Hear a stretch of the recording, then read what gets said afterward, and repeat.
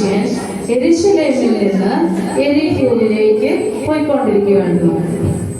അപ്പോൾ ആ മനുഷ്യൻ കൊള്ളക്കാരുടെ കയ്യിൽ അകപ്പെട്ടു.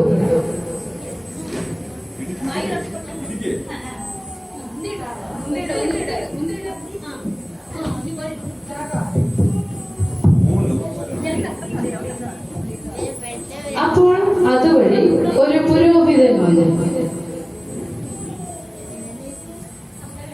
ആ സ്ഥലത്തെ പ്രധാനമായിട്ടുള്ളൊരു മനുഷ്യനായിരുന്നു.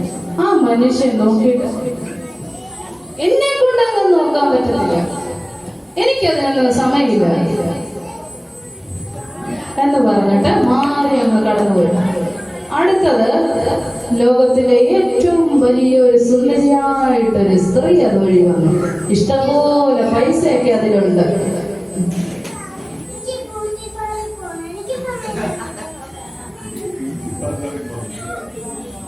എന്താണ് പറഞ്ഞത്?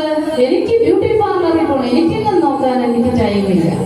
ഓക്കെ, അടുത്തത് അതുവഴി നല്ലൊരു മനുഷ്യൻ അതുവഴി വന്നു. ആ മനുഷ്യൻ കണ്ടിട്ട്